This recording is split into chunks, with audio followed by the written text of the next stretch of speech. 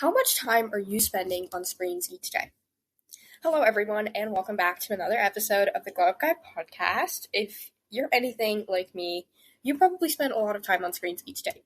And you might be saying it's summer, so that's fine, but summer was never meant to be about lazing around in bed all day, doom scrolling Instagram, or binge watching Netflix. It was meant for living. So we could all probably use a good digital detox this summer. So that's what we're talking all about today. So what is a digital detox? That's probably what you're wondering right now. Anyways, in simple terms, a digital detox is a conscious decision to step away from digital devices like smartphones, computers, and even social media platforms. That might sound slightly like hell at the moment, but I can confidently tell you that its benefits are very real. Think of it as giving your mind a much-needed break from the constant bombarding of information and alerts and notifications and really just pure nonsense. Imagine your brain is a computer. Sometimes what it actually needs is a reboot to function at its best. Interestingly enough, as our world and daily lives, especially as students, become more and more intertwined with technology, the concept of a digital detox is becoming more and more popular. Just a couple decades ago, or even really 2 or 3 years ago with AI, our downtime didn't involve scrolling through endless social media feeds or binge-watching TV shows. Our leisure time was filled with a lot more face-to-face interaction, other activities that didn't require a screen. The rise of this digital age has brought such incredible achievements and advancements, but it has also created a culture of constant connectivity and really just noise, which can get overwhelming sometimes. There are countless benefits to having a digital detox, benefits that are truly worth the effort you're putting in. First off, it can significantly reduce your stress levels. We have all probably experienced the negative effects of spending too much time on social media, like increased anxiety and feelings of inadequacy, to name a few.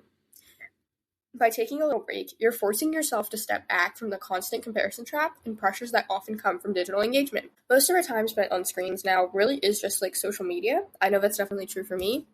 And the thing with social media is that we only ever get to see the highlights of people's lives. We see all these people with, like these students specifically, with published research, international awards, massive nonprofits, and the list goes on and on and on. It's easy to feel like you're not doing enough in comparison. The reality is that a day is a lot longer than a 30-second reel you see on an influencer's page. The point is to have you thinking all these people are perfect. That's how these people benefit. But you have to understand that social media isn't real life, despite how many times you have probably heard that exact same thing. By stepping away from digital pressure, you give your mind a chance to unwind. It's like hitting a mental reset button, allowing you to take a breath and focus on what actually matters. A digital detox can also improve the quality of your sleep, which I know is probably suffering right now since it's summertime. I know my sleep schedule and sleep quality sure have taken a hit. A massive hit, actually. But the blue light emitted by screens is no joke. It can really mess with your sleep cycles, making it hard to fall asleep and stay asleep. Also, these late night doom scrolling sessions you have gotten in the habit of are not contributing much either. It's really tempting to just stay up late into the night, just scrolling away. The blue light emitted by phones and like screens in general, anything with a screen, emits blue light. But that blue light suppresses the production of melatonin. And melatonin is the hormone that helps you fall asleep and stay asleep. This disruption can lead to reduced sleep quality. By unplugging, especially before bedtime, you can really improve your sleep quality, leading to better overall health and well-being. Better sleep means waking up refreshed and ready to tackle the day with renewed energy. Another major benefit I'm sure we're all aware of is increased productivity. We spend a crap ton of time on social media each day, which is perfectly normal. I'm not trying to single anyone out or anything. I spend more time than I really want to on social media each day too. It's a very common thing. But time is our most valuable and most limited resource as a student, so we want to make sure we're using it effectively and efficiently. We can get hours back once we decrease the amount of time spent on screens. Without constant pings and notifications vying for our attention, you can actually focus on the task at hand. This means you can finish work faster and with better results.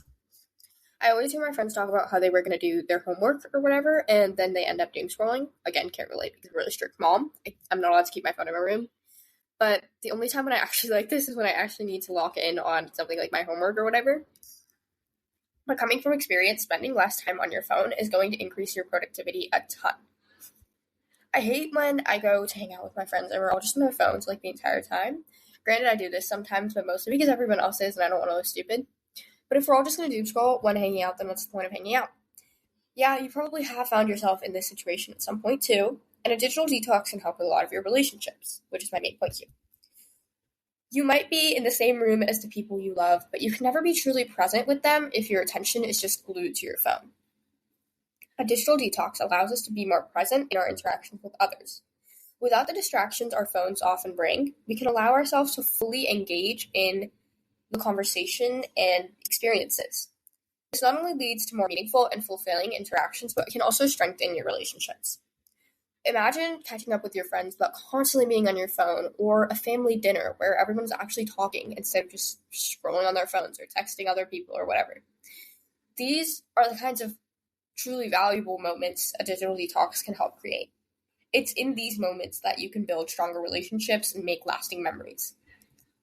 Believe me when I say you will have a much better time without your phone. Okay, so those are a couple of the benefits of a digital detox, and now that I have you hooked on the why, let's talk about some tips to actually carry out your own digital detox. The first thing you really need to do is setting good and very clear boundaries with your phone. You want to make them so good they're impossible to ignore. This is absolutely crucial to success. In our modern world of constantly being online, it's too easy to fall into the tempting trap of always checking emails and scrolling through social media. But this habit can really drain our mental energy and leave us feeling very overwhelmed. To handle this, we need to create clear boundaries surrounding technology use in our lives. This means designating specific times each day for digital activities. You could decide to check your emails and social media only once in the morning and once in the evening instead of every 10 minutes. That's just one of the examples of how this approach is really helpful in regaining control over your digital life. Instead of being at the beck and call of every incoming alert, you decide when to engage with the digital world. The goal here isn't to cut out digital devices entirely, because that's not the point and nor is it possible. Instead, you're trying to set healthy boundaries with yourself so that you use these devices in a way that serves you. After all, making life easier is literally the point of technology. And by setting these boundaries, you're actively creating space for what actually matters, whether that be studying, spending time with loved ones, or simply just relaxing. Make sure you know when you can check your devices, and even more importantly, when you will choose not to. Take that power back. Another thing that can really help you with the digital detox is handling your notifications. Most of the time when we end up doom scrolling for hours on end, it's because we get one notification, and we just wanted to check that one little thing, and then you never left the app, and then before you know it, 2 hours have gone by. Like absolutely nothing.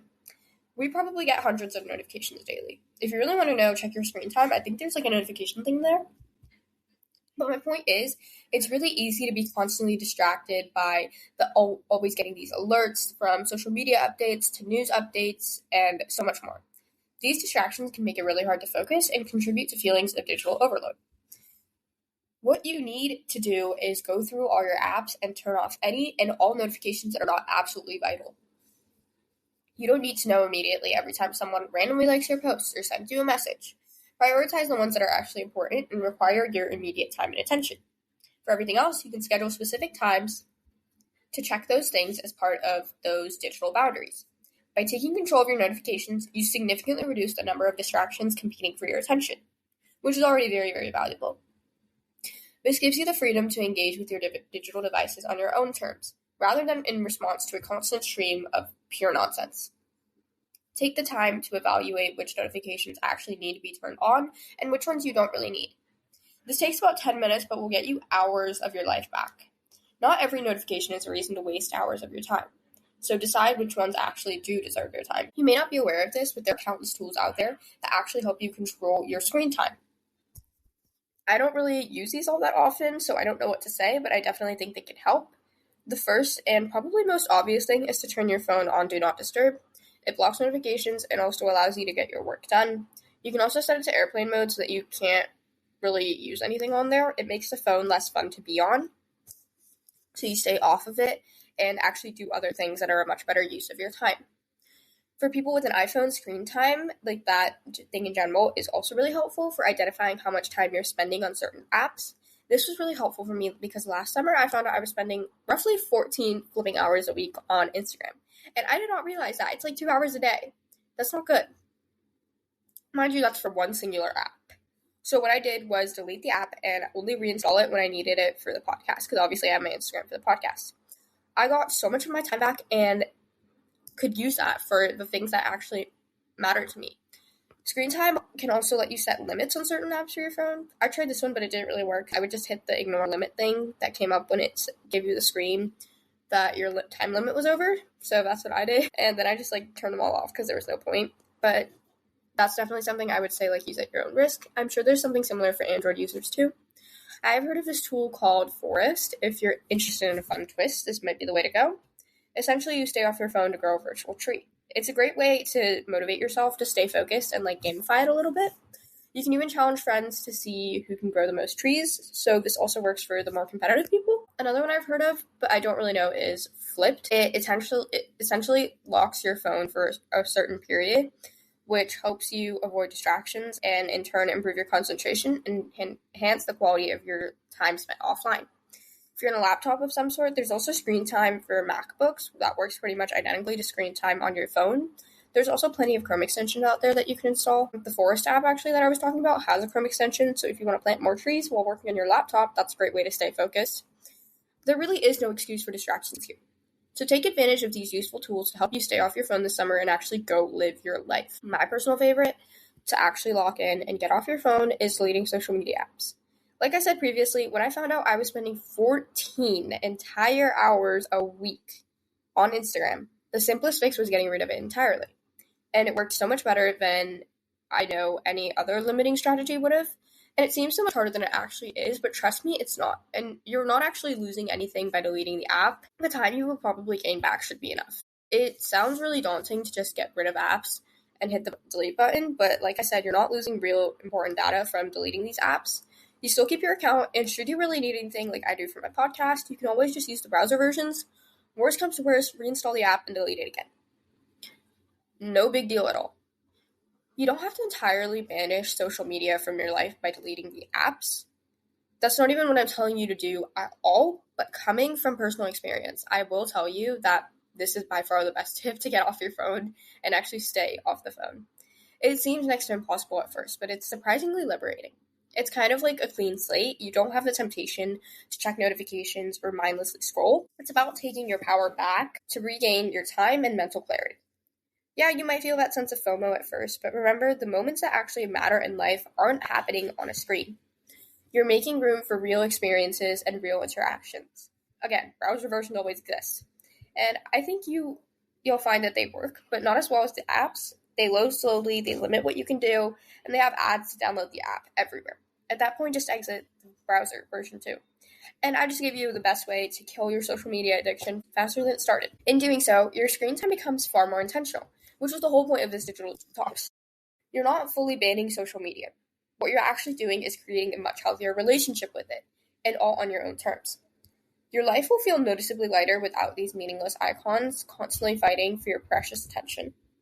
And now that attention can be poured into what actually matters.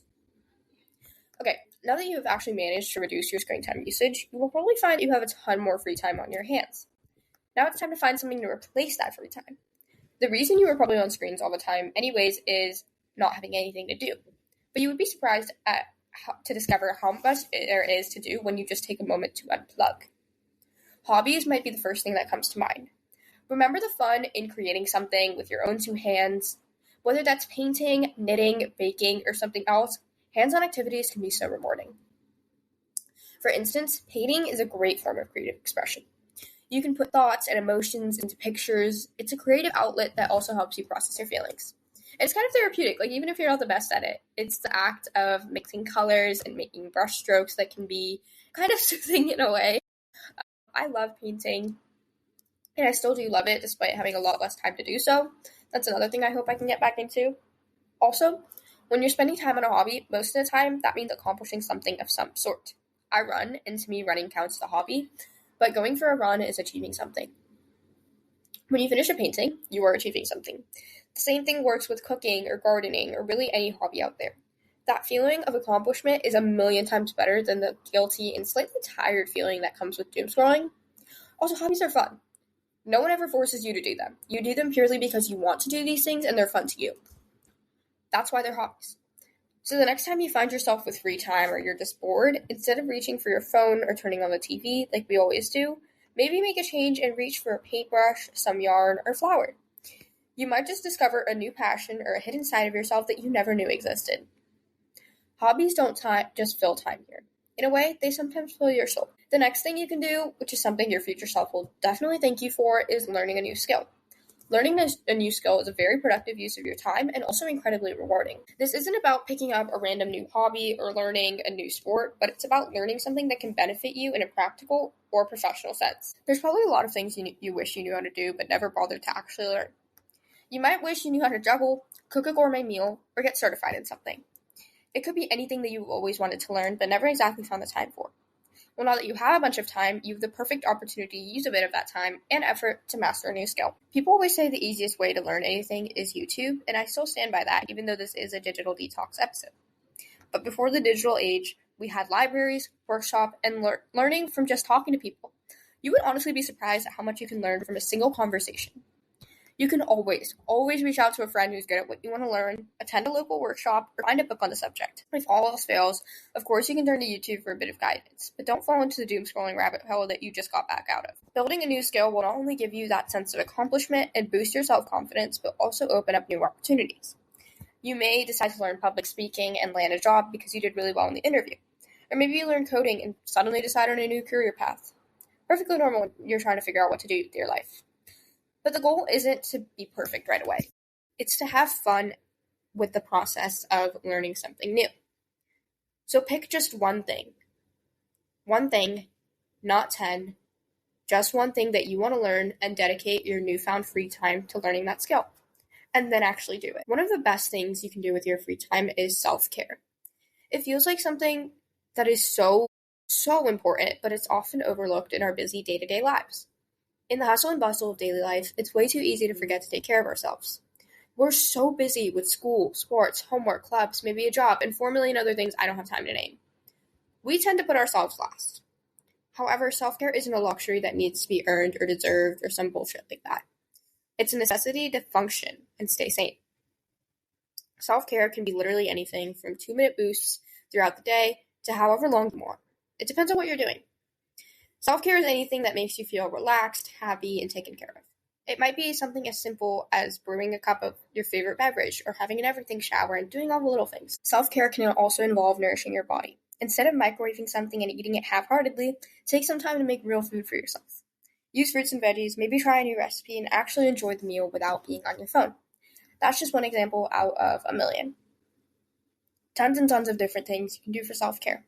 It is never selfish. It is about taking care of yourself. You're acknowledging your needs and taking the steps needed to meet them. It's also about treating yourself with kindness and respect. So during this digital detox, try to make self-care a priority. The next one is to go touch some grass, and I'm dead serious when I say that. Kids 100 years ago weren't holed up on the couch watching TV or scrolling. They were outside with their friends and exploring the world around them. You probably did this when you were younger, playing outside with your friends from afternoon until the sunset, doing whatever you wanted and also absolutely nothing at the same time. I miss those days. So maybe try and recreate the magic of going outside and exploring the world. My favorite option is to go for a walk outside. You can go to a local park or just any random path. There's this path near my house that I go on every day for my walks and my runs. Going on a bike ride, that's also a great option. It has been so long since I've gone on a bike ride that I wouldn't be surprised if I forgot how to ride it. You can also just sit in your backyard and read a book, or just sit there doing absolutely nothing. Sometimes the sunshine just feels nice. Nature is a way of calming our minds and our spirits. You don't need to spend hours outside to reap the benefits, though. Studies show that just 20 minutes a day is more than enough to boost your physical and mental health. Just 20 minutes, and I'm sure you spend more than that scrolling each day, so why not go outside? Mindfulness is another thing. It's often ignored, but very, very important. Great thing to do instead of scrolling. In simple terms, mindfulness is about being fully present and engaged in the current moment. It's about noticing and accepting our thoughts, feelings, and sensations without judgment. Practicing mindfulness can be as simple as taking a few minutes each day to sit quietly and focus on your breath. Actually notice how it feels to breathe.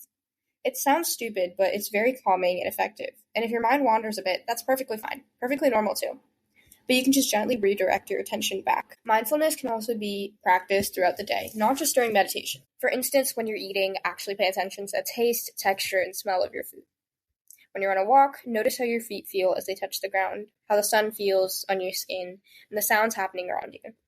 I know it sounds silly, but practicing mindfulness can have a huge impact on your well-being. It can help reduce stress, improve focus, and increase emotional resilience. But like any other thing, it takes practice. So you want to be patient with yourself and remember, it's not about getting it perfectly every time, but rather about the journey of becoming more present in your daily life.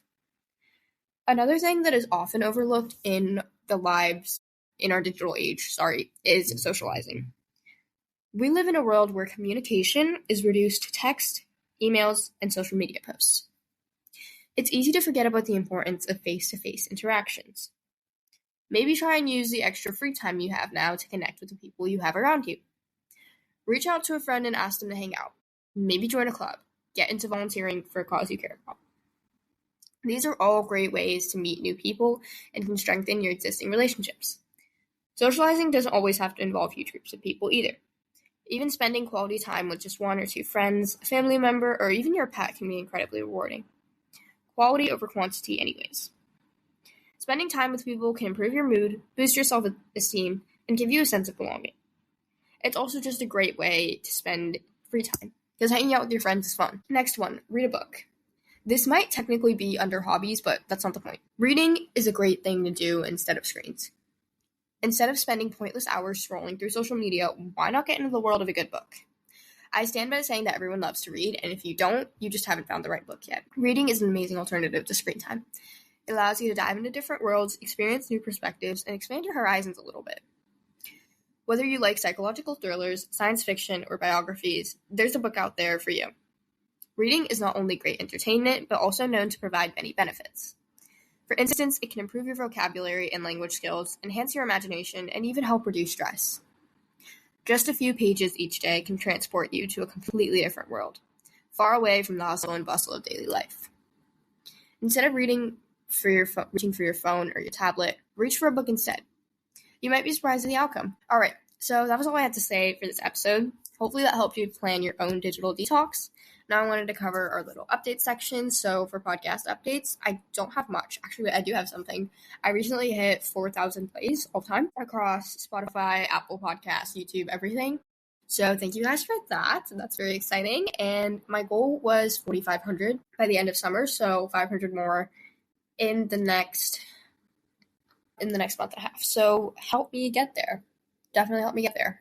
And then the other thing, I know I mentioned this the last couple of episodes, but I'm a blogger now. I can say that now, which is very exciting to me. I launched my blog roughly 3.5 weeks ago. It's theglowupguideblog.com. So if you want bonus content, summaries, just fun stuff, or you just want to come support me, definitely go give it a read. Go check out the posts I have. Okay. And then life updates. I don't know if I mentioned this, but I actually am in India right now. I am recording this episode as I am in India. It's boiling hot, and it's also the reason why I sound like this, because my nose is all blocked up right now because it's very dusty here. So, and I have a dust allergy, a very severe dust allergy. So there's that. But yeah, I'm in India right now, and I'm going to be here for the next month, which is exciting. And yeah, that's kind of it. And then what's next? Let's do one thing we're grateful for and one thing we're happy about. So one thing I'm grateful for is probably my extended family. I've been here. I visited my dad's house first, and I've been at my mom's house ever since then in India so far, and that's very fun. I've been hanging out with my cousins, and I'm seeing people I haven't seen in a long time, so I'm very thankful for that. And then one thing I'm happy about is the fact that I just hit 4,000 plays on this podcast, which is very, very exciting for me. So yeah, anyways, to end off our episode today, I have a quote for you guys from Lawrence Nault. Hopefully I'm saying that right, no clue. But the quote goes, "We don't need more algorithms telling us what we want. We need more time to feel what we've forgotten." Bye guys. Rate, review, follow, and share this podcast with your friends. Please, please, please go follow me on Instagram, Pinterest, and YouTube at The Globe Guide Podcast. Drink some water, and I love you all.